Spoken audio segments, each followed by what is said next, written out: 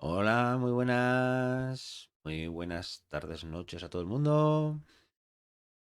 Aquí estamos, una vez más. Ya, año nuevo, se puede decir. Hola, Makoto, ¿qué tal estamos? Feliz año. ¿Qué tal estamos? ¿Qué tal ha ido las navidades? ¿Qué tal ha ido todo? Espero que bien. La verdad que ha sido ajetreadas. Tener peques en casa es lo que tiene también, que son unas fechas agotadoras. Y además ya sabéis que año era un poco complicado con todo el tema de mi madre y todo eso, entonces, pues al final se ha llevado lo mejor posible y ya está. Ya están acabando, ya mañana empezamos con las rutinas y así. ¿Y tú qué tal, Makoto? Cuéntame. ¿Qué tal ha ido el tema de las navidades? ¿Qué tal se portan muy bien los reyes? El entero, el tío, lo que celebres. Aquí como cada uno celebra lo suyo y esto, pues hay que poco a poco. Sí, sí, la verdad es que los peques ayudan a que sea llevadero. Si no, hubiera sido bastante más duro. Pero al final parece que como con ellos que están ilusionados, están nerviosos, están como motos, se hace más ameno todo. Entonces al final pues se agradece. Llegué a España, es así, me regaló. Ah, mira, pues mira qué bien. Bienvenida de vuelta por aquí. ¿Y qué tal lo demás? ¿Qué tal todo? ¿Todo bien? ¿La vuelta bien? Espero que sí. Espero que todo haya ido estupendamente. Y yo aquí, la verdad, el primer día lo iba a aprovechar pues para hablar de lo que he leído. Más que nada lo leí a principios de mes, más que Navidades. Ya sabes que Navidades es complicado leer y con los niños en casa todavía más. Pero bueno, algo he leído y he traído 5 libritos variados y luego enseñaré un poquito de lo que se ha portado muy bien el Olenchero y los Reyes y amigos y editoriales y todo el mundo se ha portado muy bien. Entonces tengo una buena pila para que echemos un vistazo y para que sepáis lo que viene en un futuro, por si hay alguno que os interesa más o lo que sea, pues para que podamos comentarlo también. ¿Vale? Entonces, primero voy a voy a comentar las que ya he leído. Entre ellas, como ya sabéis, me gusta que haya variedad. Entonces así hay una de terror, una infantil, una de fantasía, una de ciencia ficción y un ensayo.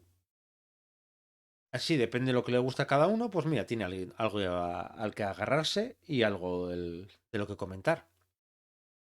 La ciencia ficción, la verdad, no suele ser lo que más suelo leer, pero como en la palabra errante con Rebeca tuvimos la excusa perfecta para hacer una lectura conjunta de ciencia ficción, pero mira, pues es un momento perfecto para hablar sobre ese libro también.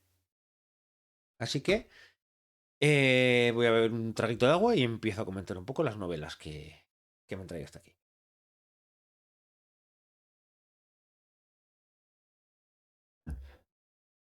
La primera de ellas, la primera de ellas es esta de aquí, ya es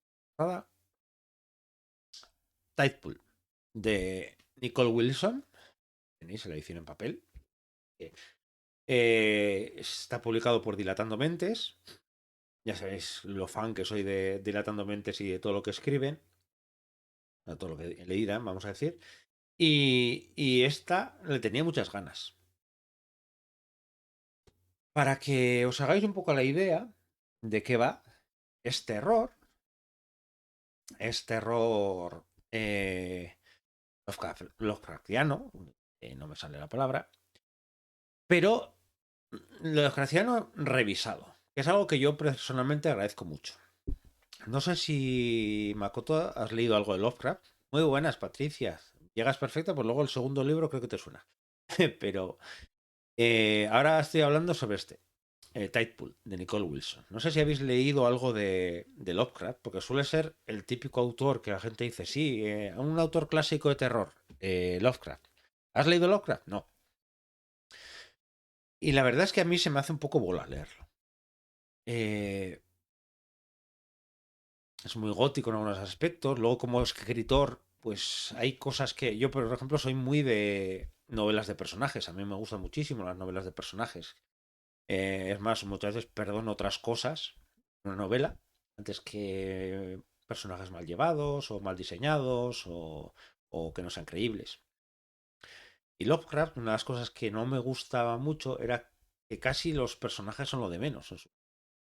Son más como una especie de sufridores de ese gran universo Lovecraftiano de bestias, de seres, del mito de Cthulhu, o Chulu, o Cthulhu. Yo creo que cada persona que lee Lovecraft y lo que no leemos, lo que no lee Lovecraft también, cada uno lo dice de una manera, pero creo que ya podéis imaginar esos mitos, sobre todo Cthulhu, esos tentáculos, esos grandes seres. Entonces, eh, Nicole Wilson, en esta novela,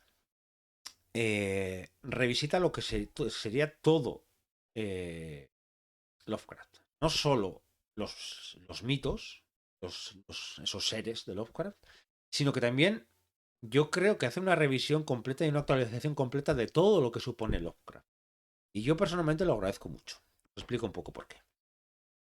La novela empieza, no voy a estripar mucho, empieza con un hombre que llega a un pueblo, Lightpool, y, y ahí va porque él junto con un amigo socio van a crear una especie de gran complejo turístico y para ver un poco el lugar y todo eso, porque su amigo le ha dicho que merece mucho la pena y que iba allí. Hola, muy buenas, Lana. Muy buenas, gracias por venirte por aquí. Lo dicho, acude a ese sitio y se da cuenta que es un sitio completamente deprimente. O sea, las calles prácticamente no están ni asfaltadas siquiera ni nada. Hay que tener en cuenta que de una manera muy inteligente Nicole sitúa en la novela donde se situarían las novelas de Lovecraft, más o menos, desde el siglo XX. ¿Vale? Entonces, para que nos hagamos una idea, lo que hacemos es vemos a esa visita de este personaje masculino, como suele ser la mayoría de veces en las de Lovecraft, a un pueblo desconocido que hay un... Todo es muy deprimente, los silencios priman sobre otra cosa, las miradas furtivas, hay una mujer, una viuda, que llama mucho la atención sobre el resto porque vive en un gran caserón cuando el resto de casas está casi medio caídas y todo eso. Y, y entonces ese es el tema que nos encontramos nada más en la novela. Entonces sería una novela, ese inicio sería muy Lovecraftiano, sería un personaje que aparece ahí, no voy a decir lo que pasa, le pasa, porque al final es parte de la novela, aunque ya pasa al principio del todo, pero bueno. Y entonces eso sería, vamos a decir, lo más Lovecraftiano de la novela. ¿Qué es lo que ocurre? Que da un giro la novela en un momento dado, nada más, o sea, una vez que pasa el primer capítulo, y nos centramos en la verdadera protagonista de la novela, que es una mujer. Entonces eso para Lovecraft sería una auténtica revolución. Además, es una autora que tiene un nombre maravilloso porque se llama Tristeza. Se llama Tristeza y es la hermana del que conocemos la historia por primera vez. Entonces, conocemos a esa mujer, conocemos a Tristeza y Tristeza está muy unida a su hermana porque su hermana murió durante su parto y para él es su mayor referente, incluso mucho más que su padre. Y acude a ese pueblo, incluso en contra de lo que opina su padre, de cara a descubrir qué es lo que le ocurre. Entonces, toda la historia la cuenta, vamos a decir, la vemos a través de los ojos de Triste. O sea, llega la primera revolución en el mundo Lovecraftiano, que sería un personaje mujer. La mayoría son ser hombres y las mujeres son ser más casi decoración o casi algo secundario en las novelas, porque principalmente suele ser masculinos. No es ninguna sorpresa decir que Lovecraft pues, se sabe que era bastante misógino, que era racista, clasista, que tenía un verdadero pánico al progreso. Y una de las cosas por las que esos monstruos, esos seres que creaba, al final era personificación de todos esos monstruos interiores que tenía, de esos miedos interiores que tenía él. Entonces, aquí enfrenta eso. Entonces tenemos un primer personaje femenino muy fuerte, que es Tristeza, que es un personaje que no es excesivamente fuerte en el sentido que no es algo que chirría tanto para la época. Sí chirría porque es una mujer fuerte que ella sola viaja para conocer qué es lo que ocurre en el pueblo, pero no es algo que digas una superheroína que puede con todo y que es un personaje muy realista. Entonces, es un personaje que a mí me gusta mucho y tiene algunas frases relacionadas con eso, con el ser mujer en ese mundo, en esa época y así, que me parecen muy curiosas. Y unida a eso, su antítesis o, vamos a decir, la persona que se con la que se enfrenta más o con la que tiene esa relación más directa y la que es su contrapeso en la novela, es otra mujer, que se llama Ada. Ada Oliver, viuda, de mediana edad, pero nadie sabe muy bien decir de qué edad será, porque parece más joven de lo que es, pero luego es más mayor de lo que parece, o no se sabe muy bien, y vive en ese caserón, que es la última persona que vio al hermano, y además tiene un hermano, ya también, que es Quentin, que es bastante curioso. Es un personaje que me gustó mucho, pero es un personaje muy estrambótico, muy extraño, que no sabes muy bien por dónde va, pero encaja muy bien con Tristeza y tiene una relación muy curiosa con Tristeza. Entonces, eso es más o menos lo que puedo contar un poco de Titanfall. A partir de ahí, pues todo lo que os podéis imaginar de un universo de Lovecraftiano, de ella, Tristeza, sintiéndose encerrada en ese pueblo decrépito que todo el rato repite que no solamente es que parece que se está cayendo todo, sino que huele a pescado podrido, y con la sombra de que hay algo que no nos cuentan y que está detrás de todo lo que está ocurriendo. Pues eso es un poco lo que sería Titanfall.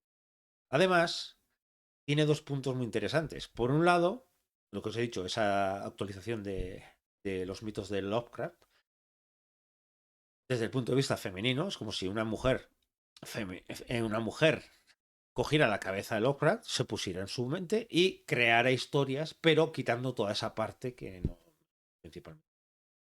Y por otro lado, tiene una idea, la novela, durante bastante tiempo, no puedo contar mucho, pero sí decir que habla sobre qué daríamos en general nosotros mismos, o qué daría un pueblo entero, o qué daría la gente por la tranquilidad y por su bienestar. ¿Qué estaría dispuesto a renunciar o qué estaría dispuesto a hacer?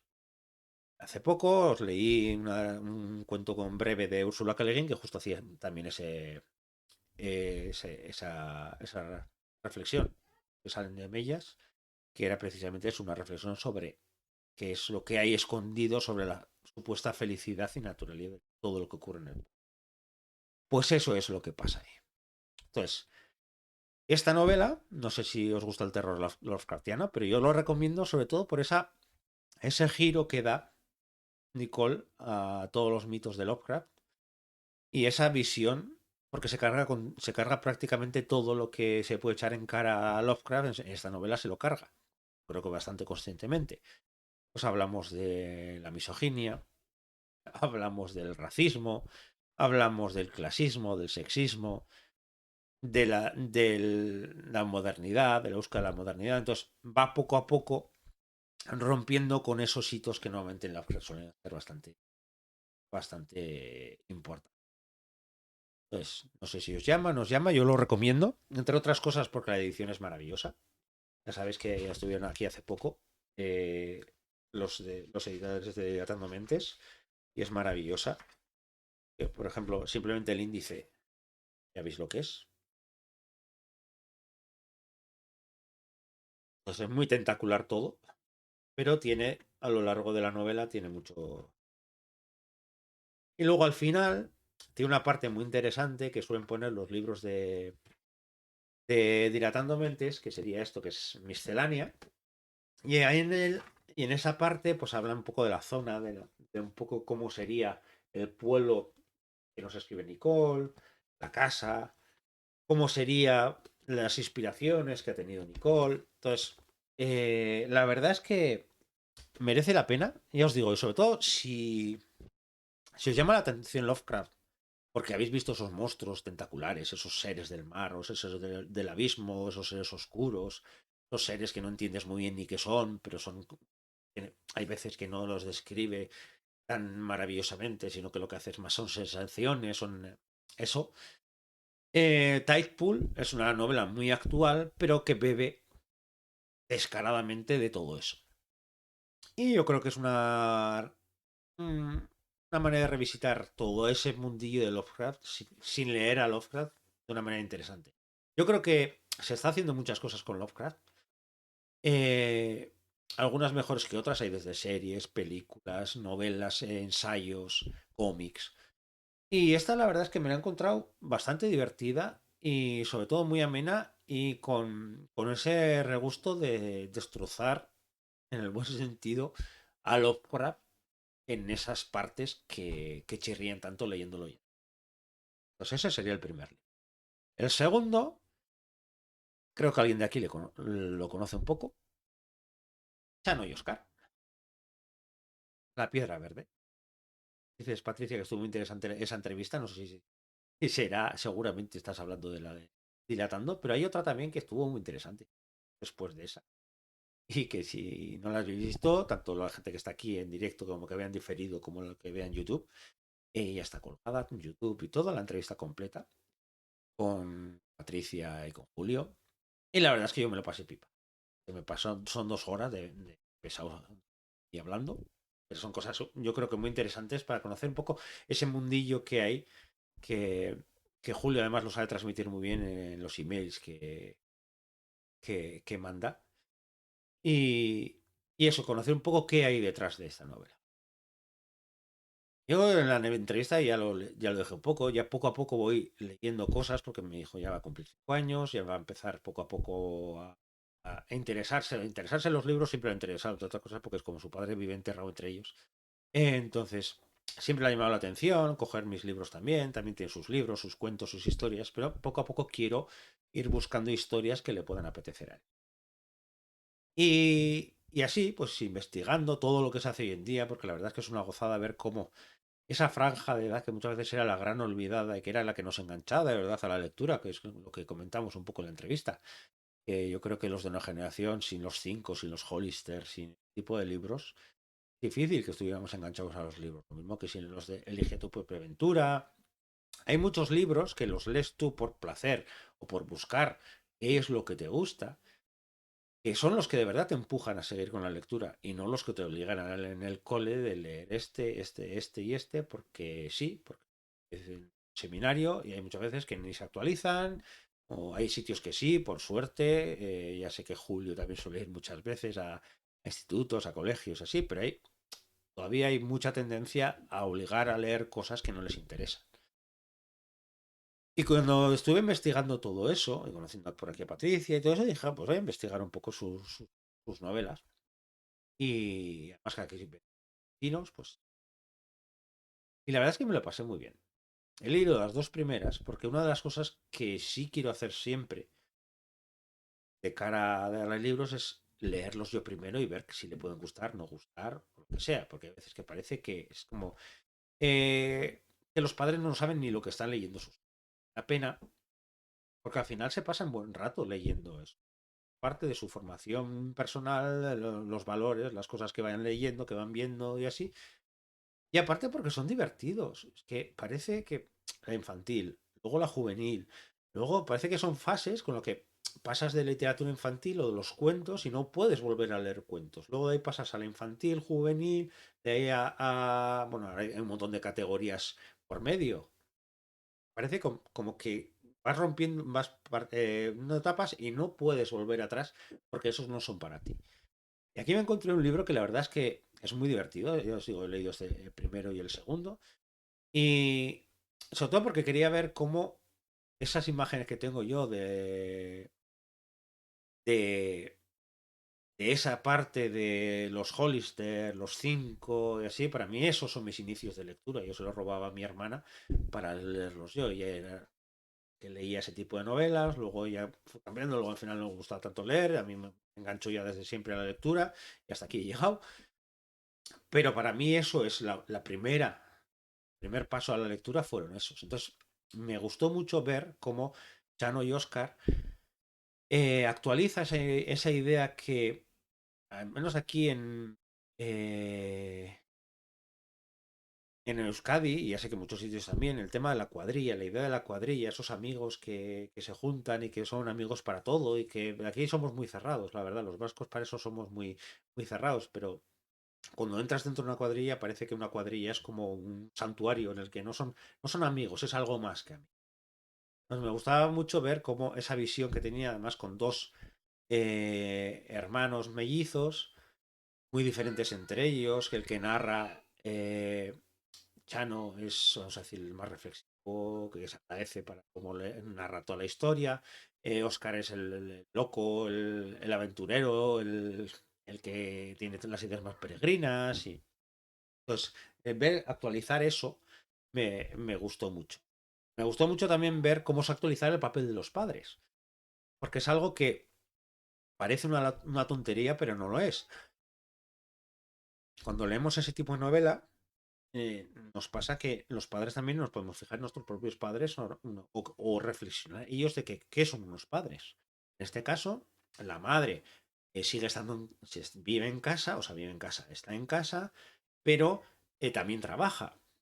El padre es, vamos a decir, ella es como más estricta y el padre es el más conciliador muchas veces. Entonces, esos cambios de roles, o hay muchas novelas también hoy en día en las que se presentan otro tipo de familias. Aquí también hay otro tipo de familia porque al final también luego tienen eh, a Sally, que es la hermana adoptada, pues lo que supone una adopción para unos niños de esa edad. Y no sé, tiene muchas cosas en esta primera que me gustan mucho. Y además de todo eso, tiene una aventura. Tiene una aventura que comienza ahí la Piedra Verde con un meteorito, no más, tampoco la entrevistan, contamos mucho más, que provoca muchísimos cambios y muchísimas cosas en el entorno. Y es un punto de partida genial para abrir una saga. Pero os digo, una de las cosas que más me gusta de Chano y Oscar, primero, aparte de conocer a los autores y que me gustó muchísimo saber la historia de dónde viene, es esa frescura que tiene esa de decir un sitio cómodo para los chavales para engancharse a la lectura.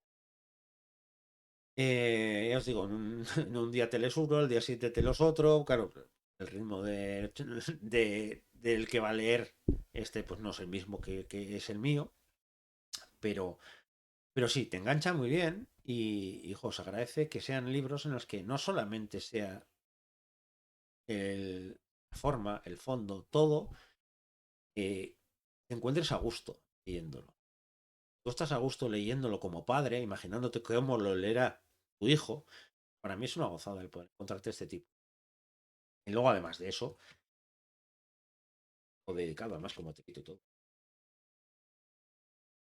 Ya digo, de verdad, si tenéis chavales que creéis que la lectura les puede enganchar, que estáis viendo hoy en día, hay muchas sagas, incluso hay muchos autores ya de renombre que se están dedicando también a la literatura infantil, juvenil, por suerte, porque parece que le estamos empezando a dar poco a poco valor a esto. No solamente también por ventas y también por ese tipo, otro tipo de cosas que igual no son bonitas, pero también por ese tipo de cosas de darle valor que un autor reconocido, pues me estoy pensando ahora como jurado, o aquí Bon Martín, o hay autores que ya empiezan bien, a hacer este tipo de literatura, pero porque es que lo importante es eso, darle valor que esto es literatura, que esto no es un pasatiempo que dices y ya está. Hay muchas veces que está mucho más cuidado este libro, muchas veces no, está más cuidado este libro que muchos que les de mayores. Pero como es infantil, ¿cómo voy a leerlo yo? ¿Por qué no? No descubres cosas. Así que, muy recomendado. Para niños y no tan niños. Pero para niños, y para que si queréis que se enganchen a la lectura, además lo tenéis en muchos idiomas, en euskera, en castellano, en gallego, catalán, bueno, no me acuerdo. En inglés sí estaba, en portugués también me acuerdo que estaba, en muchos idiomas. Seguro que encontráis algún idioma en el que podéis esto y sobre todo algún idioma en el que podéis regalarlo. Pero también, ya que está por aquí, porque así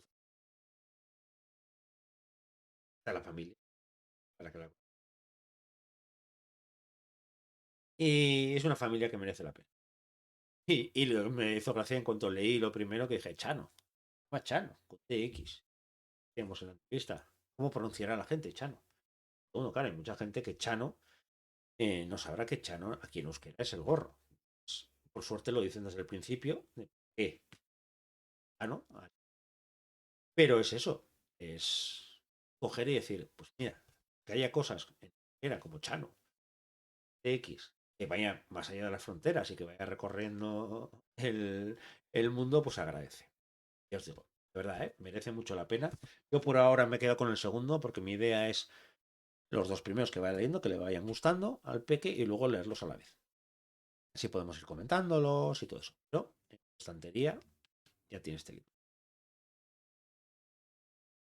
Vale, siguiente libro.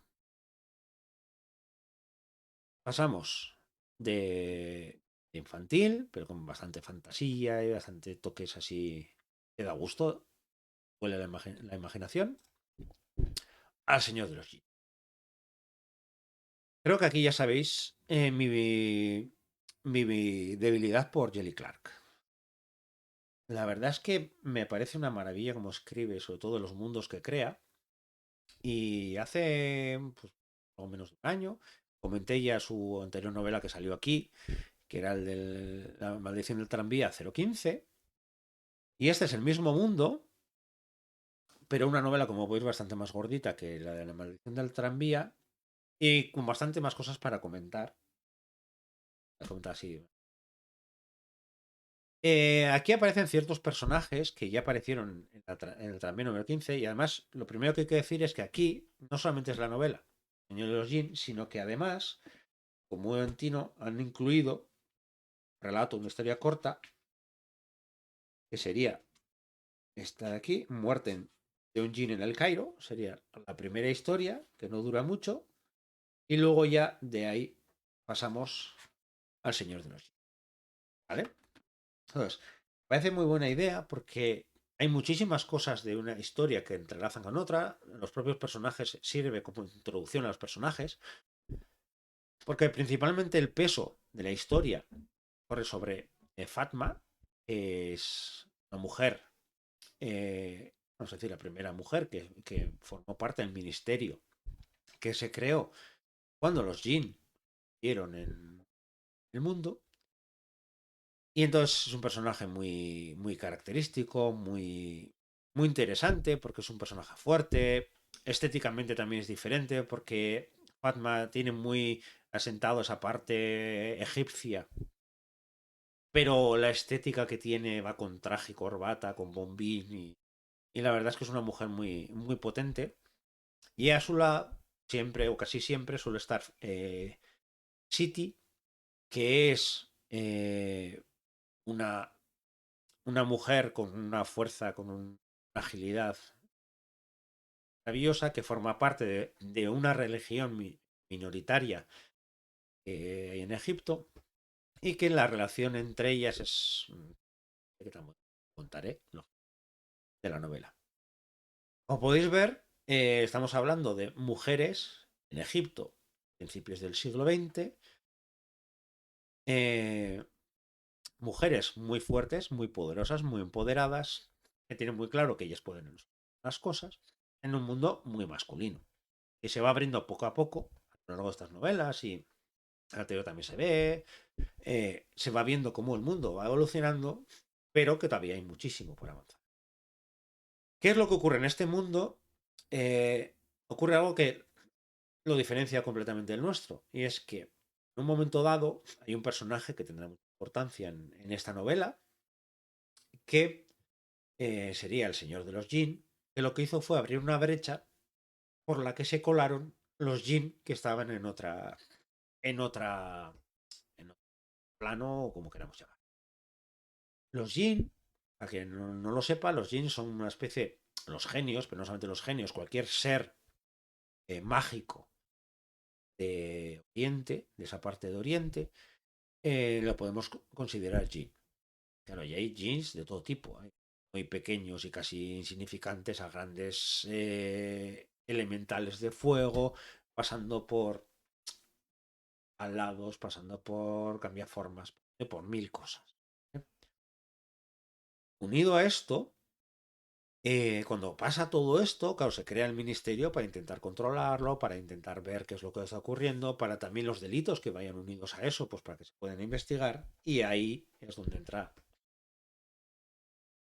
Hay una cosa que pasa en esta novela, es que así como en el tranvía 015, la mención del tranvía 015, las cosas iban mucho más rápido porque al final es una novela corta y tiene que ocurrir aquí, sobre todo el principio de la novela, el autor, Jelly Clark, se detiene mucho más a que entendamos el mundo, entendamos lo que supone el mundo y todos los cambios que han ocurrido. Porque claro, esto no es que ocurra en Egipto y ya está, y no miramos más allá. Aquí vemos qué consecuencias tendría geopolíticas, sociales y todo la existencia de esa magia de los jinn en el mundo.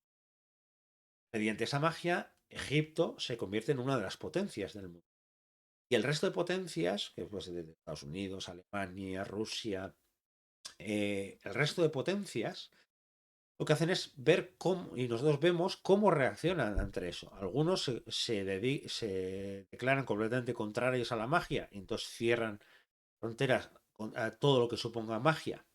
Otros, en cambio, intentan adaptar su propia magia, como puede ser Alemania y así, pues sus propias magias que puedan surgir de allí, intentan también adaptarla a lo suyo. Entonces, estamos hablando de que todo ocurre en Egipto, el mayor peso es Egipto, pero sí vemos la influencia que tiene todo eso en el mundo. Entre otras cosas, porque la historia en sí empieza cuando una de las personas más ricas y más influyentes de Egipto, las personas que eran una especie de puente entre Gran Bretaña y Egipto, la época en la que fue la gran crisis entre los dos países, eh, y una especie de hermandad, y aparece un ser que se autodenomina el Señor de los Jinn, que quema a todos los presentes. Y así es como empieza el caso. ¿Vale? Entonces ahí empezamos a ver pues influencias de cómo los británicos ven a los egipcios, cómo los egipcios ven a los antiguos, sus antiguos colonizadores, ves todo eso más allá del caso. Pero además tiene esa visión femenina del personaje, eh, potente del personaje, que es la que lleva la investigación. Además le ponen a una compañera por primera vez, porque ella es muy independiente, ella le pone una compañera por primera vez también mujer, y ese primer choque luego se va viendo también cómo pueden encajar una con la otra. Eh, sí, sí, Patricia, sí, es que es eso, es el mismo mundo, el mismo autor, la misma editorial también, Tormevela, pero es otra novela, vamos a decir, en el universo ese creado, pues tienes por un lado el tranvía 015 y por otro lado tienes el Señor de los Jin. Y los personajes del tranvía aparecen en esta novela y personajes de esta novela también aparecen en el tranvía. Entonces, es ese mundo muy interesante en el que poco a poco vamos descubriendo que detrás de esta historia no sabemos si existe el Señor de los Jin de verdad, porque él dice que es el Señor de los Jin, que es aquel señor que abrió esa brecha de los dos mundos, o si es un farsante. Pero mientras tanto, pues ocurre magia, ocurre relaciones, ocurre otro tipo de religiones también que hay que adaptarlas al mundo, porque, claro, estamos también todas las religiones antiguas egipcias, a dioses, diosas egipcios, también vuelven a surgir, porque con la aparición de los jinn, no sabes hasta qué punto puede el resto de seres considerados míticos, que hemos considerado dioses, eh, puede integrarse en este mundo. Entonces, pues o sea, se empiezan a ir otros clandestina, otras religiones que adoran a dioses antiguos. Y tienes esa sensación continua de que no sabes hasta qué punto estamos en medio de muchísimo más. Incluso hay seres, en el primer relato aparece, y luego a lo largo de la novela también aparecen seres que se consideran, que se les considera ángeles, como unos seres corpóreos, pero no muy corpóreos, de energéticos, pero que tienen como una armazón, creo que tienen 4 brazos, 6 brazos, o esto sí, pero tienen alas, y entonces son ángeles. Pues ellos consideran que son ángeles, gente los trata como ángeles. Hay jeans que se dedican a ser bibliotecarios, hay jeans los que son conseguidores porque tienen contactos en este mundo. Entonces, al final se crea como muchos universos dentro de este. Y nuestra protagonista va recorriendo todos esos para intentar descubrir la verdad. Entonces, es una historia de aventuras, de investigación, pero mezclada con seres mágicos, mezclada con maldiciones, mezclada con misterio, con cierto romance. Tiene un poco de todo. La verdad que a mí me ha gustado mucho. Yo alguna vez, el otro día, hablando con las compañeras del podcast, que decíamos, "Jo, si una te preguntaran cómo te gustaría escribir, eh, yo, para mis adentros, suelo pensar, me encantaría crear el mundo tipo Jelly Clark, que es lo que estoy intentando crear de otra manera, lógicamente, a la sombra de Jelly Clark y con el estilo de Nieves Mori. Si mezclo esos dos, vamos, yo más feliz que una perdiz. ¿Vale? Pero lo dicho, El Señor de los Jin es una novela muy interesante, una novela muy divertida. Hay gente que al principio se le hace un poco pesado por esa parte de intentar entender todo lo que es el universo de los Jin y así. Yo como soy un enfermo de la mitología y de los dioses y así, pues esa parte me encanta, entonces eso no se me hace nada pesado. Y luego va cogiendo ritmo, ritmo, ritmo hasta llegar hasta el final. Un auténtico espectáculo final, que no puedo contar. Pero eso. Entonces yo estoy deseando que Jelly Clark siga escribiendo sobre este mundo. Porque ya os digo, porque no solamente una historia cerrada en un mundo concreto, sino que te deja abierto a posibles cosas que pueden ocurrir no solamente en Egipto, que también, sino fuera de Egipto. Entonces, no sé, veremos a ver si el señor Jelly Clark sigue escribiendo. Además, creo que este año lo van a traer para el Celsius. Tanto Dormevela como también Maimé suele publicar en catalán libro suyo, como Oscura también escribe. Pues tiene varios. Por un lado tiene Rain Shout, muchísimo, tiene este universo. Es un autor que yo creo que merece la pena porque entre otras cosas es muy divertido leer. ¿Vale? Este es el tercer libro, son quedan dos. A ver un poco de agua mientras os veis la portada del cuarto.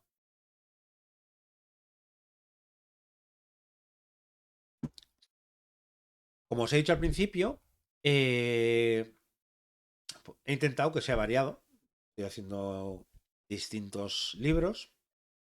He empezado contando uno terror, luego infantil, luego fantasía y ahora este que es ciencia ficción. El aprendiz de guerrero. Sí, es el de la lectura conjunta que hicimos. Rebeca, del podcast de la palabra errante, eh, propuso que leyéramos este. Hemos un poco, una de los del espíritu del club de lectura que creamos en la palabra errante era que primero cada uno propusiera algo que considerara que puede ser interesante para introducir en la literatura que le gusta, pero que no sea algo muy, muy extremo, vamos a decir, para que no sea salir completamente del confort, pero que sí sea una manera de salir del confort, de decir, mira, yo no leo ciencia ficción, pues leo esto. Yo no leo terror, pues leo esto. Yo no leo fantasía, pues leo esto. Ese era el espíritu de uno de los espíritus del club de lectura. Entonces, Rebeca propuso este, de los McMaster Bujold, El aprendiz de guerrero. Yo la verdad que me lo he pasado muy bien leyéndolo. Para mí es un blockbuster. Hay gente que considera que en su momento, esto creo que fue del año 88, este libro o algo así, un bombazo. Leído hoy en día y mucha gente dice, pues que bueno, si es algo que he leído pues cuando empezó el club de lectura y así, entre otras cosas, cuando oía comentarios de gente que no le gustaba o que le gustaba menos así. Me suele gustar mucho leer reseñas y estuve leyendo, hay muchos que critican, pues como que ya hemos visto esto, digo, claro, pero estamos hablando de un libro que es del año 88. Claro, igual si ya hemos visto eso en series, en películas, en lo que sea, seguramente será porque otras personas se han leído El aprendiz de guerrero o todo este universo eh, y a través de él luego han creado sus historias. No al revés, pero parece como que no, es que ya lo he leído ahora, pero como esto ya lo he leído mil veces, digo, ya claro, pero es que hay que poner las cosas en su contexto. Y y este libro, al final, ¿qué es? Al final es una novela de aventuras casi, ciencia ficción, en la que tenemos un personaje principal, que es Miles, que se mete en todos los follones del mundo. Miles está marcado desde el principio porque sus padres también tienen su propios, creo que son 2 libros aparte, porque veis ahí, bueno, en esta edición no creo que no, pero en otras pone, sí pone ahí, la Sara Borkosigan 3. En realidad este sería el primero, pero luego contaron la historia de los padres de Miles, que serían el uno y el 2. Pero como la saga, vamos a decir, podría empezar por esta. Miles tiene unos padres muy importantes, sobre todo el padre es muy importante, y la madre sufrió un atentado que lo que hizo fue que Miles tuviera deformaciones o tuviera problemas al nacer y durante todo. Conocemos justo ahora, cuando va a cumplir la mayoría de edad a Miles, el pobre pues tiene problemas con el crecimiento de los huesos, pues es unos 50 así, y claro, en un universo ya en el que ese tipo de cosas no está bien. No, la gente no permitiría, pero como es hijo de unas personas importantes, ese imperio, vamos a decir, pues al final puede seguir adelante.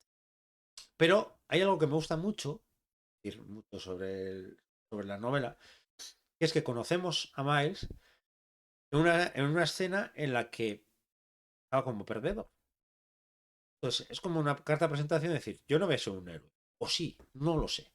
Pero que sepas que yo tengo estos problemas y que ese problema que viene, que se quiere presentar al ejército, como todas sus generaciones anteriores y todo eso, pero no puede por esos problemas físicos que tiene.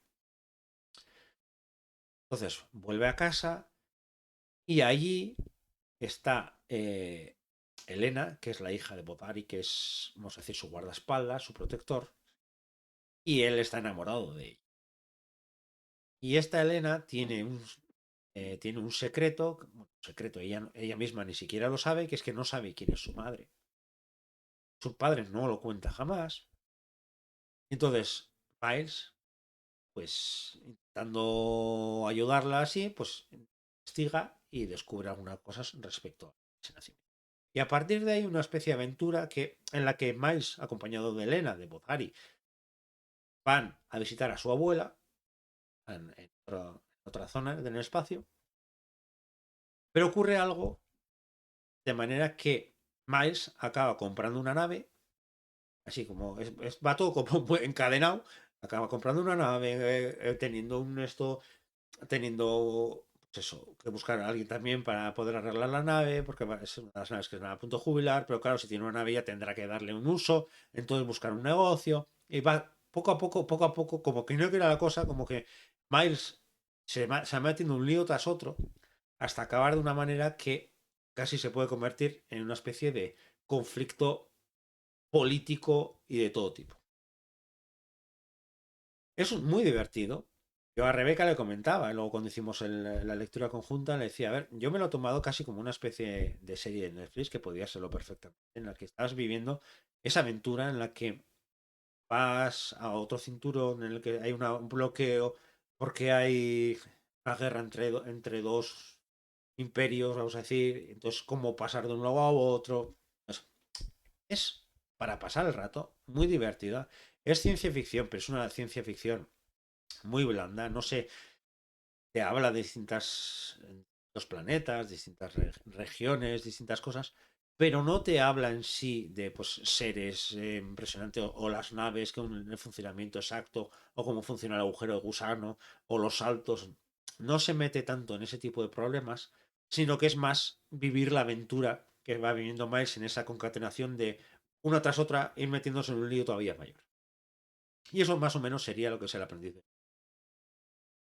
Hay algo que te deja muy bueno de esta novela, es que tanto por la parte de los padres quieres saber algo más de ellos, y pues está también el primer y segundo libro, que es eso, más luego querrías saber cómo sigue la historia de Miles. Porque es verdad que a lo largo de esta novela ves un crecimiento en el personaje y ves una evolución en el personaje que te deja en un punto que dices, bueno, y ahora que ha pasado todo esto, ¿qué es lo que ocurre? Entonces, Ya os digo, si queréis algo divertido, que no sean unas pretensiones que digas va a ser un libro de ciencia ficción hard, de estas que casi hay que estudiar física cuántica más teoría de cuerdas, más no sé cuántos para intentar entenderlo, sino que es un divertimento. Es lo que pretendía Rebeca desde el principio en la lectura. Y si, sobre todo, si lo que pretendéis es leer una novela, por darle una oportunidad a la ciencia ficción, ahora que parece que la ciencia ficción se está quedando dentro del género, la fantasía siempre ha estado ahí. Luego ha estado un poco la ciencia ficción en su momento fue un gran boom. El terror siempre era el niño apartado de ahí y parece como que ahora la ciencia ficción se está quedando un poco apartado, al menos aquí a nivel de España, y el terror va cogiendo un poquito de peso. Porque, a ver, yo he encantado porque a mí el terror me encanta, pero es verdad que yo creo que está ocurriendo. Y a nivel internacional, ¿no? Pues tienes desde la ciencia ficción china que va muy fuerte, desde el afrofuturismo, hay muchos tipos de literaturas diferentes, pero aquí a nivel de España, desde luego, yo sí veo ese pequeño problema. Entonces, si queréis darle una oportunidad a la ciencia ficción de estas ligera para divertirse, yo creo que el aprendiz de guerrero es maravilloso. ¿No, Makoto? Pero esta sería un montón, ¿no? Que querían los todos, pero lo de un sermón a Rebeca. Ya tenía demasiados libros para que se sume. A ver, sí son un montón de libros, pero aquí, por ejemplo, ya te digo, este te lo puedes leer ya, porque luego es verdad que sigue la vida de Miles, le ocurren mil cosas más, tienes una saga entera, pero este libro se podría coger como un libro independiente. Puede dejar hilos sueltos o lo que sea, pero en realidad no te deja unos hilos de decir, tengo que saber esto. Eh, sí, son muchos, Makoto, lo sé, son muchísimos, pero te sigo diciendo, este libro te lo puedes leer solo y ya está. Y lees que te has leído este libro y no pasa nada. Si quieres saber más de los padres, lo bueno tiene los dos primeros para saber de los padres. Si quieres saber cómo sigue la vida de Miles, pues tienes también no sé cuántos más sobre la vida de... Sí, sí, no, sabemos que hay más y yo sé que pecaré en algún momento seguir leyendo alguno más. Pero que sepas que este libro lo puedes coger perfectamente como un libro independiente que lo empiezas y lo terminas. Y si no quieres leerlo más, lo puedes dejar aquí. Yo por eso te quiero decir. Y conscientemente Rebeca por eso cogió este. Porque es el inicio de esa saga. Él nunca pues, él lleva mucho leyéndola porque era el Borkosigan, la saga Borkosigan. Entonces esa saga tiene no sé ni cuántos libros son, pero esto puede ser cogido tranquilamente como un libro independiente, te lo lees de principio a fin, se acabó. Y si no quieres saber más, no sabes más. Es más, luego han puesto una manera muy interesante, en la menos en la edición que leí yo, en la que luego te hacen una especie de resumen de el resto de cosas que le pueden pasar a Miles o que le ocurren a Miles en este libro, en este libro, en este libro, en este libro, que si no quieres leerlo, lees eso y te enteras qué es lo que pasa. ¿Vale? Lo tengo, pero no pude leerlo este mes. Sí, va a empezar ya el de Elia, que toca este mes. El de Elia es maravilloso. Yo el de Elia estoy un poco desconectado del grupo porque lo he leído ya. Entonces luego haré una lectura rápida para refrescarla, pero claro, como no sé, no voy a leerme todos los capítulos hasta ver hasta qué punto llega y todo eso, y como ya lo había leído desde el principio, pues más haré hacia el final una relectura rápida cuando está acabando y así, y luego me uniré a la, pues, la lectura final. Pero ya sabéis que Elia es mi debilidad y este considero que es un libro muy interesante. Es El color de la noche, es novela negra, pero con un toque muy Elia que es meter a un personaje como la protagonista que es muy diferente a lo que estamos acostumbrados a leer. Entonces, a mí desde luego me gustó mucho. Y ya, no es fácil, pero sí, yo creo que es muy interesante. Pero bueno, volviendo a esto. Entonces, lo que os he dicho. El aprendiz de guerrero, si queréis leer simplemente una novela, pasarlo bien, darle una oportunidad a la ciencia ficción y saber si os gusta, esta es perfecta. Que decís, vale, me ha gustado, pero me quedo aquí, perfecto. Si dice, oye, me está gustando esto, voy a ver la señora Pujol qué más tiene preparado, pues perfecto, pues tienes para adelante y para atrás todas las novelas que quieras. ¿Vale? Entonces esta, recomendada. Y la última es un pequeño tesorito que me encontré en la biblioteca, ya sabéis que me suele gustar también ese tipo de cosas. ¿Qué es esta? La caza de brujas en Euskal Herria. ¿Es este libro? como vais a ver, tiene Prete y la biblioteca y todo eso. Yo siempre he sido ratón de biblioteca y me apetece también volver a esa faceta en mi vida en la que casi no salía de las bibliotecas. Este es un ensayo muy interesante de José Dueso sobre la caza de brujas en Euskal Herria. Es como una especie de ensayo en el que te explica de una manera bastante amena, ligera, los casos que ha habido, eh, explicando un poco lo que serían los procesos judiciales, qué es lo que ocurría, pues qué es lo que declaraban en el juicio, qué es lo que ocurría en las sentencias, todo eso. ¿Sabes? Es muy recomendable. Estoy metido en un proyecto importante sobre brujería y quiero empezar a escribirlo ya este año. Y entonces las brujas es algo que siempre me ha llamado la atención y como además el arranque de la historia, aunque va a ser mucho más allá, pero el arranque de la historia sí pasa con brujas en Euskadi, pues entonces me apetecía también empaparme un poco sobre ello. Claro, todo el mundo conoce Zugarramurdi, más igual por la película un poco alocada, sobre todo el final de Ales de la Iglesia de las brujas de Zugarramurdi, pero el caso real de las brujas de Zugarramurdi, lo que es la Inquisición y todo eso. Pero este libro, una de las cosas que más me gusta y me parece muy interesante es que tiene un prólogo muy pequeñito, antes de empezar a narrar caso por caso todo lo que ha ido descubriendo y todos los casos que hubo y todo eso, en el que pone el contexto de qué es lo que ocurría y por qué ocurrió todo esto de la caza de brujas, la Inquisición, las hogueras, todo este tipo de cosas. Y es muy interesante, entre otras cosas, primero, porque pone muy bien el foco en el decir, es cierto, la Iglesia creó la Santa Inquisición, hay dos Inquisiciones, una la de Roma, la otra la española. Aquí tiene mucha fama siempre la española, pero es verdad que a nivel de Europa, a nivel de números, bastante brutal, Alemania y lugares, pero hay que poner un contexto. Y lo que hace especialmente eso, hablar primero de cómo cuando se creó la Inquisición al momento no era tan brutal, vamos a decir, como llegó a ser. Era más, hablaba sobre creencias y hablaba sobre esto, entonces era como más amigable, 10, 11, 12. Pero luego cómo ocurre algo en la que la iglesia se cierra todavía más y declara que hay que ser mucho más duro con el resto de religión, con el resto de creencias. En este caso, pues la brujería muchas veces está relacionada, incluso muchas veces relacionada con los moriscos, cuando hubo toda la expulsión de España, pues al final también estaba unido a ello, pero también las religiones, las creencias locales, las creencias de las mujeres, de las sanadoras, hay mucho, mucho más ahí de fondo. Y hay una cosa también importante, es que no hay que quitar el foco tampoco del entorno. De los alcaldes, de los, de los vecinos, porque la gran mayoría de casos siempre ocurrían igual, siempre era un vecino, alguien que declaraba que su vecino era brujo, que le había enfermado a su hijo, que le había hecho no sé qué, que le había hecho no sé.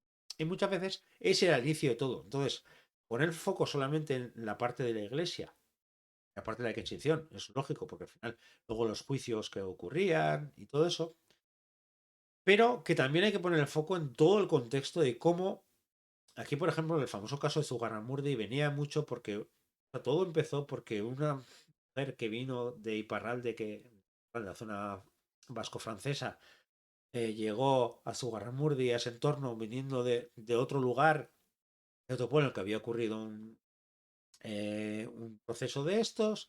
Entonces vino aquí, lo contó y dijo como que había algunas de las que del pueblo que habían visitado también a ese aquelarre. Y ahí empezó, fue un caldo de cultivo en el que todo fue creciendo. Porque no se nos olvide que esas rencillas entre vecinos, esos problemas así, muchas veces era ligeramente eso. O muchas veces también era incluso razones económicas. De poner una multa muy grave para luego pretender confiscar lo que tenía la persona. Porque muchas veces una de las cosas curiosas que ocurrían con la brujería era que si te declarabas culpable, normalmente te librabas de la que pagar pecados y luego otra cosa que os comentaré. Pero si te declarabas inocente y te declaraban culpable era cuando te quemaban en realidad. Entonces, ese tipo de cosas tan chocantes que dices, o sea, si yo me declaro que soy bruja, entonces me puedo librar, pero si no soy bruja y me dicen que sí soy bruja, queman. Pues eso fue una de las razones principales en las que revolucionó tanto este tipo de cosas, son tan duros los relatos, los juicios, las torturas, porque la gran mayoría de gente, siempre la decimos, murió en la hoguera, pero muchas de lo que se quemaba en realidad era una figura, porque la persona, ya sea por las torturas o ya sea por la situación en la cárcel, morían en la cárcel. Pues luego lo que quemaban era en la quema simbólica, para decir que encima te quemamos una vez que has muerto. Pero el proceso, muchas veces durante el proceso, mucha gente moría en la cárcel por las torturas o por todo eso. Y otra de las cosas importantes que quería traer el libro es que me volvió a recordar toda la historia de dónde viene lo de colgar el San Benito. Que no sé si lo habéis, si alguna vez lo habéis oído o lo que sea, me parece una historia muy interesante. Y que es que cuando a ti te declaraban bruja, tú te declarabas brujo, bruja, porque esa también es otra, porque había brujos y brujas, pero la gran mayoría de gente de víctimas de esos procesos fueron mujeres, pero luego los que pagaban más dinero o lo que sea, luego eran hombres. Entonces, ahí también había razones políticas, sociales e incluso económicas. Cuando tú te declarabas brujo, tenías que ir con un vestido, que era el San Benito, con un vestido, o sea, un vestido, no sé, se llama, con un cucurucho, que sea, y ese era el San Benito. Durante X tiempo tenías que llevarlo, dependiendo cuál hubiera sido tu pecado, tenías que llevar ese San Benito encima durante X tiempo. Una vez que pasaba eso, imagina, 5 años, un año, es igual, el tiempo que sea, luego no se olvidaba de eso, sino lo que hacían era cogían ese San Benito y lo colgaban. Normalmente solía estar en el atrio de la iglesia o bien visible, con el nombre y el pecado del que tú te habías declarado. Por lo que fue. Y por eso se llama lo de colgar el San Benito, porque el San Benito se colgaba en la iglesia para que quede claro. Es más, luego la gente que se encargaba de las penas se encargaba también de que los sanbenitos no desaparecieran. Y los sanbenitos, incluso aunque estuvieran estropeados, porque al final, con el paso del tiempo y las inclemencias del tiempo, lo que sea, si estaba ya, quedaban casi jirones de ropa, lo que hacían era cambiarlo, pero volvían a colgar al San Benito porque tenía que quedar claro que esa persona había reconocido su pecado y ese pecado estaba ahí colgado. Pues en esta novela también, historia, este ensayo también hablan de eso, de colgar el San Benito. Ya te os digo, eso es simplemente lo que sería la introducción, que son nada, son 25 páginas, y luego a partir de entonces ya empieza desde ya veis, el libro es muy chulo además. Brujomanía en la Edad Media. Y luego va caso por caso. Dos cacerías de brujas en Navarra. Caso por caso van apareciendo los casos que van comentando. ¿Vale? Que si os gusta el tema de las brujas y sobre todo conocer la realidad sobre estos procesos y cómo funcionaban y eso, os recomiendo este libro porque merece la pena. Como dice Makoto además, la portada es muy chula. Es muy, muy bonita. Es un formato así cuadrado, más cuadrado y así que me gusta. Así que, ya veis, los libros que he leído este mes y que muy interesantes. Y luego os voy a enseñar simplemente así por encima para que luego sepáis lo que viene.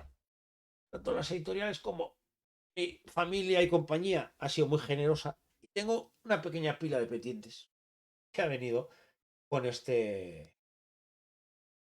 con esta, con estas fiestas. Ya veis que para hacer pesas, maravilloso. Simplemente os voy a enseñar, porque luego hablaré de esas novelas, pero os voy a enseñar un poco para que os veáis una idea de lo que viene en los próximos meses. El primero, bueno, ya he hablado de esta novela y es preciosa, ya la tengo en papel por fin. Es esta: El lamento de la sirena de Libertad Delgado. Libertad Delgado, Liber Libélula, que aún no la conoceréis. Aparte de una ilustradora maravillosa, porque ella es la autora de estas ilustraciones.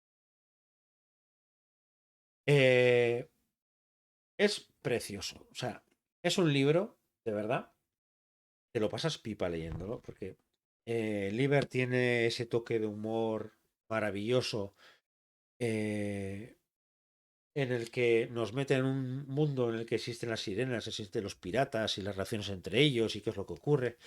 Entonces, es muy divertido, es muy, muy divertido, es muy ameno y sobre todo, ya os digo, Liber ha escrito libros anteriores, para mí este es el mejor con diferencia, además esto es una reedición de en su momento, pero lo ha mejorado muchísimo, pero sigue teniendo ese espíritu.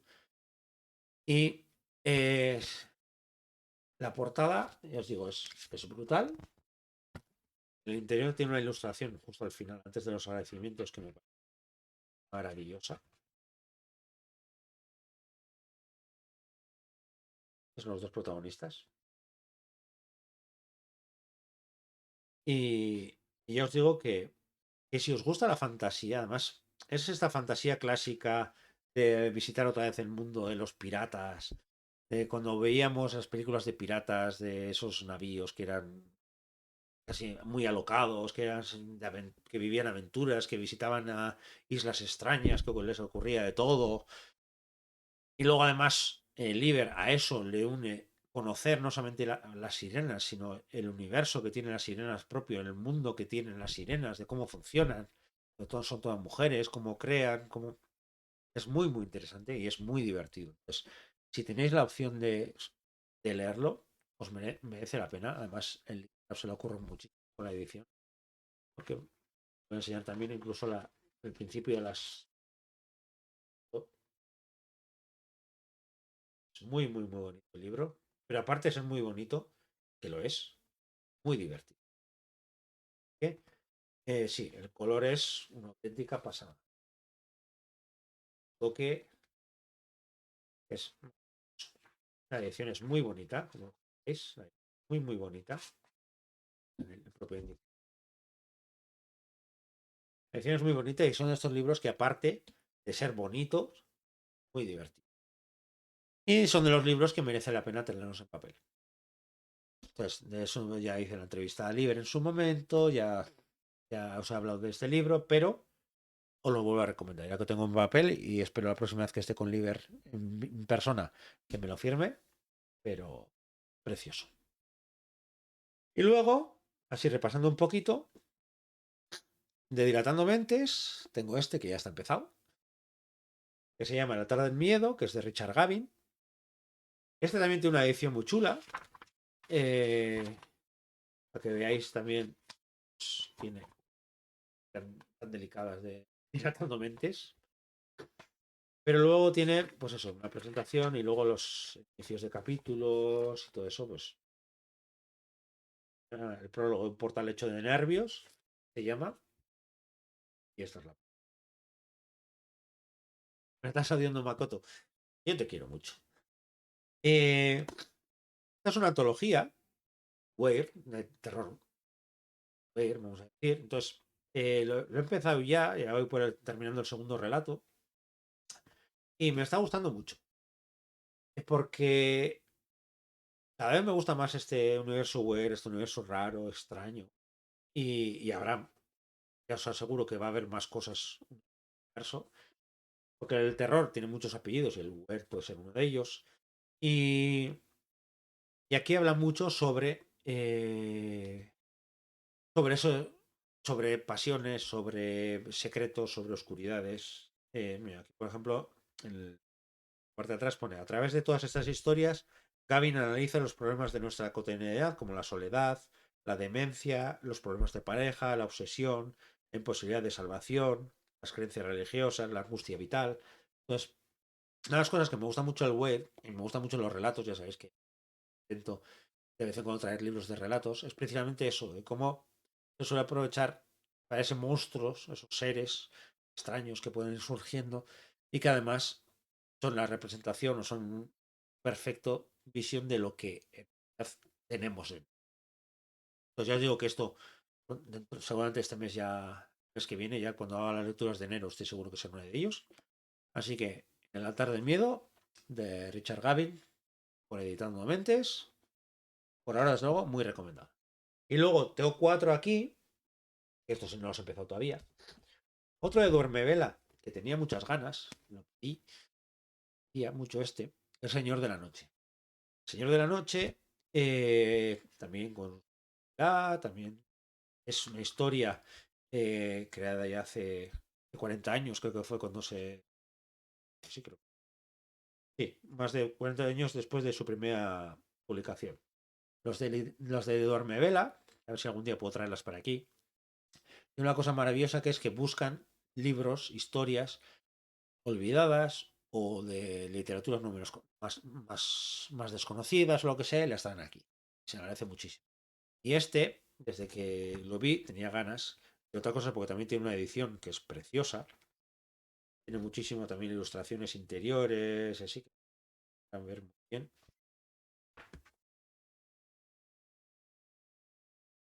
Y, y ya digo que es un libro que merece mucho la pena. Tiene pinta.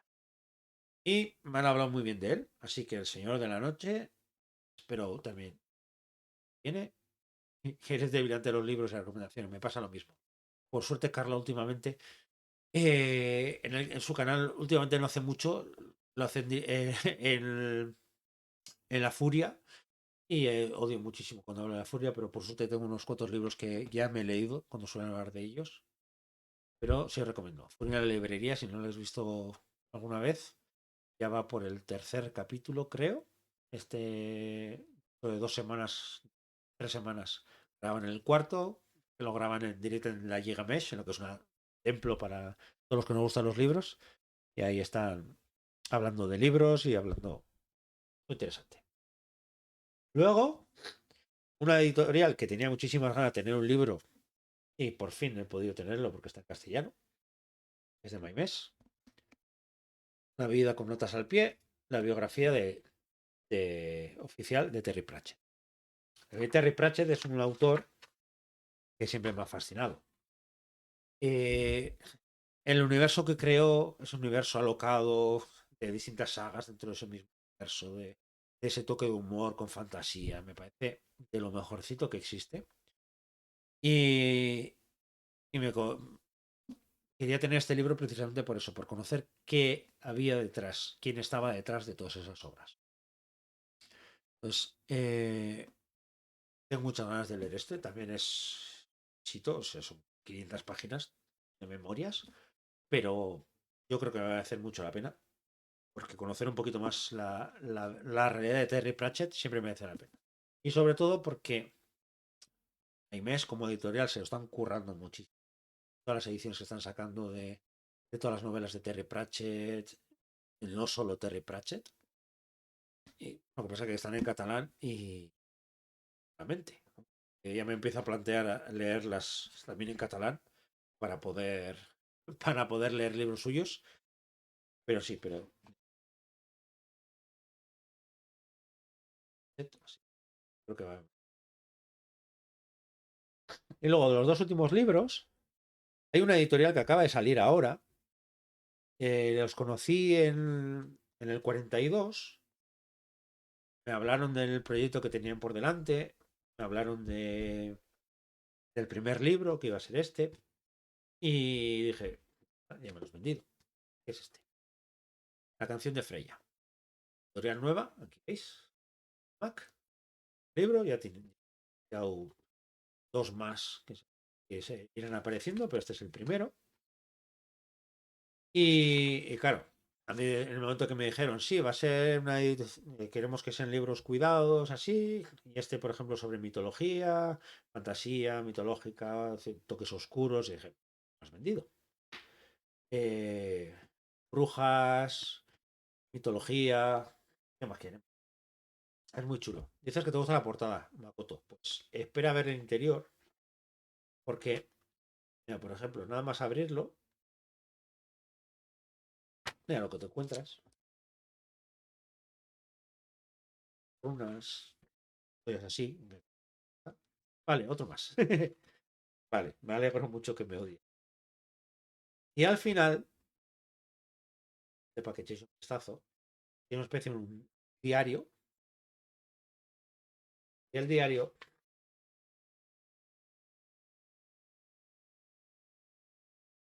no.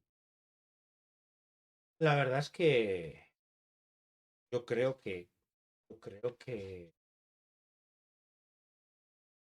eh, sí, se nota mucho el cuidado, se nota mucho el cariño.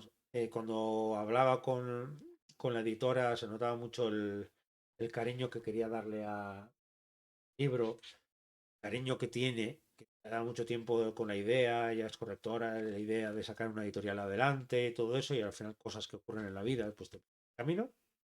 Y aquí tenéis el primer libro, Canción de Freya. Ya os digo que también va a caer prontito. Ya os digo, si es enero, pero que comprándolo, lo acaban de sacar ahora. Además, no lo tengo aquí.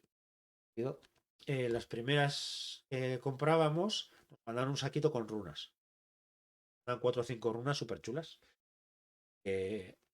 Hablaré de este libro. Y quién sabe, igual me animo y traigo las autoras o traigo la editora o.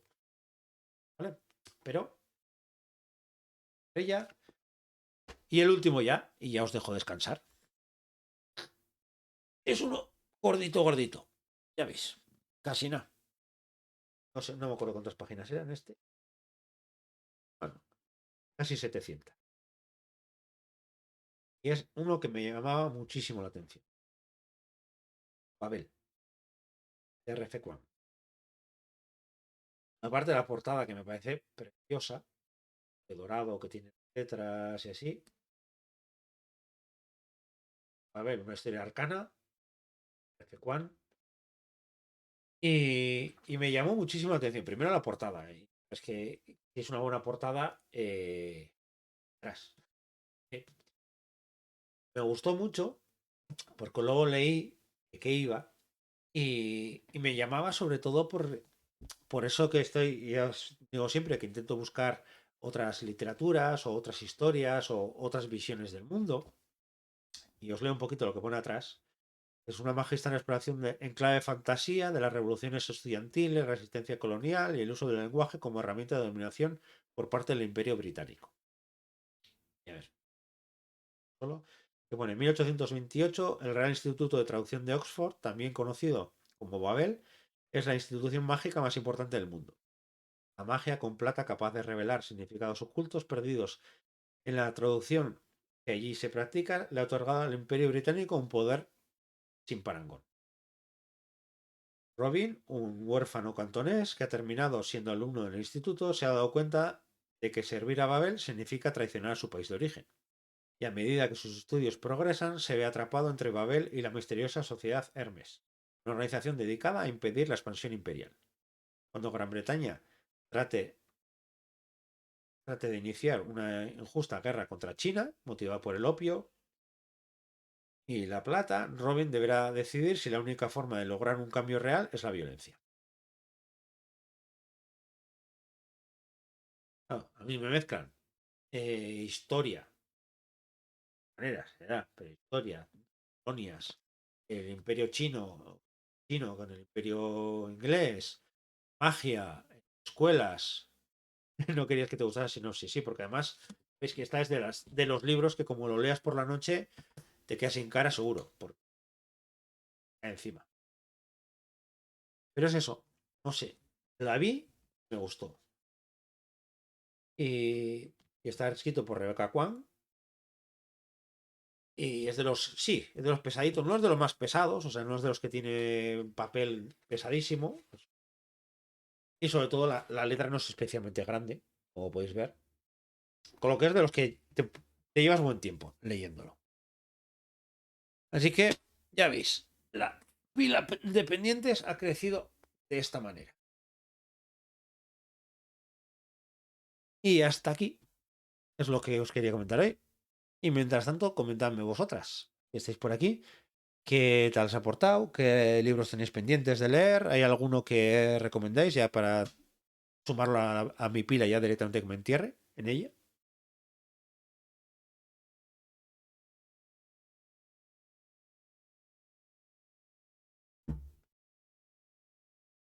Me gusta la idea de. Ah, el nuevo de Almudena Grandes. Me lo quería coger. Todavía no esto, pero sí me llama la atención. La Modena Grande me gustaba mucho cómo escribía y, y quiero cogerlo. Pero bueno, poco a poco. Y ya iremos viendo a ver cómo va evolucionando el mes, pero... ¿Y alguno que hayas leído que merezca la pena últimamente? Entonces, quería comentar solamente una cosa. Estoy buscando mientras. También tengo uno pendiente de Rosa Montero. ¿Cuál de Rosa? Yo, los antiguos sí, esto, los últimos. El último creo que. Bueno, el último, el de no ficción, sí lo he leído. Pero los anteriores. No sé cuál es.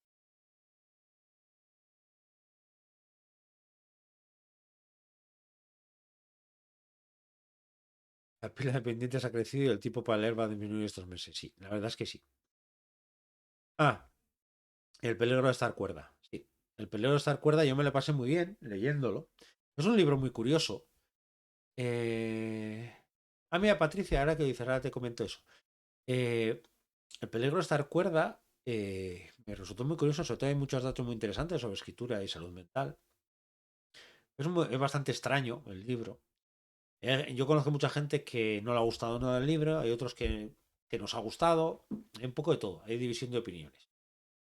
Pero sí da para, mi caso, que era por el tema del mes por la salud mental, pues para investigar, para tener datos y como digo, es muy interesante. Y luego la historia suya propia que cuenta también ahí, eso, son cosas interesantes.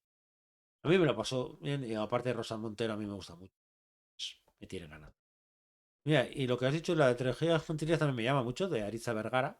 Vi además hace poco que, no sé si ha publicado ya el tercero o así, porque es, cuando son las sagas así, sobre todo si esto me gusta que más o menos hayan salido todos, o que estén a punto de salir, porque si no te queda esa sensación, me ha pasado, por ejemplo, con la Escolomancia, que me he leído los primeros, estoy deseando que llegue el tercero, pero es como, ay, yo soy mucho de que cuando sale una trilogía, me gusta esperar a que esté la trilogía para luego leerla.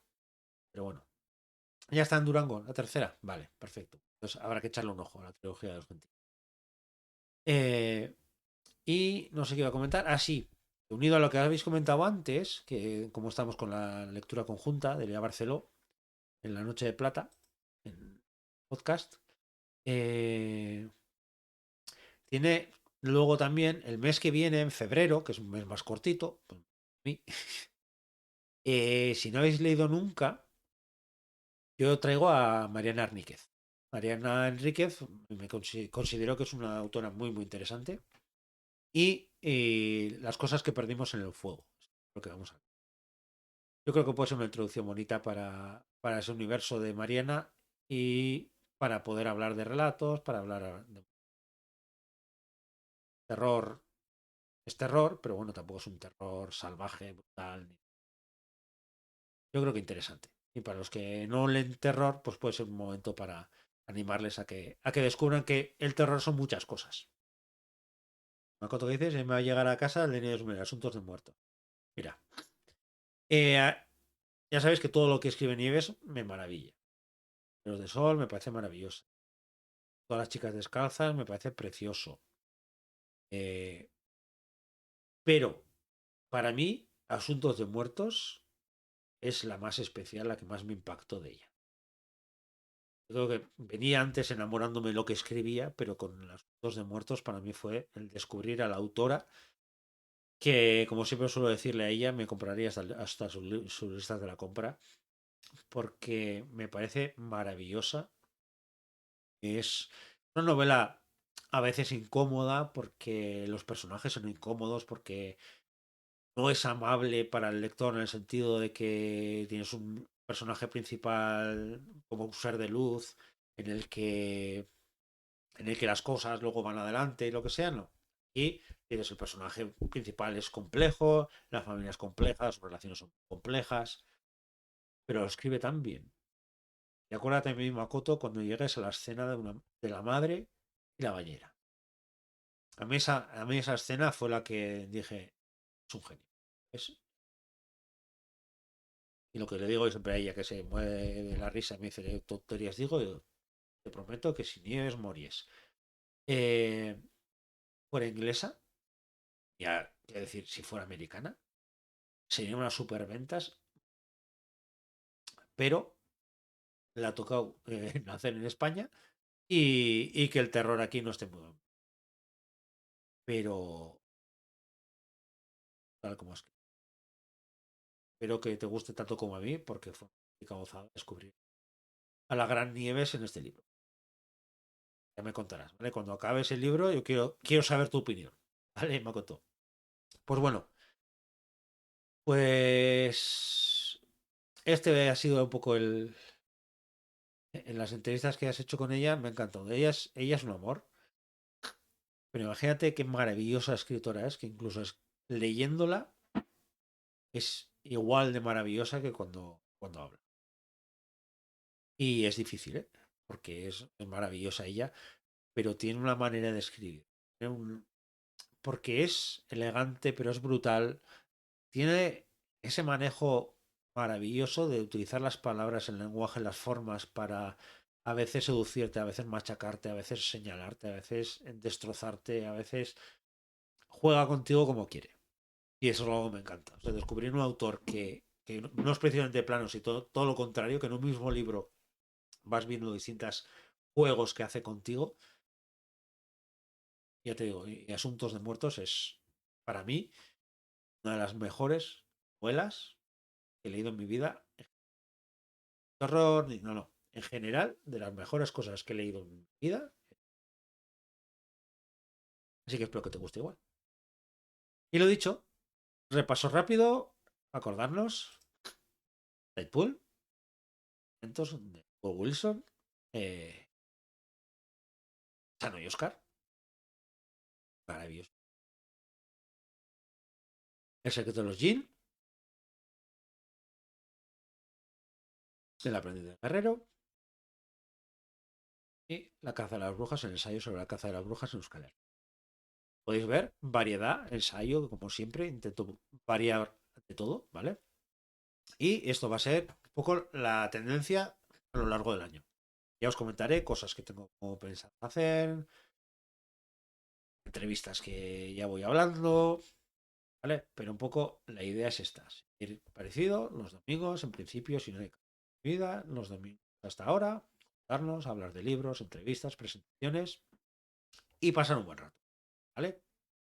Un besazo enorme, feliz año otra vez a todo el mundo que ha estado aquí, muchas gracias por estar y que el 2023 sea muchísimo mejor lo que, lo que fue el 2022. Y si ya fue bueno el 2022 para vosotras, pues que el 2023 sea todavía mejor, ¿vale? Eso es muy grande y nos vemos. Viene.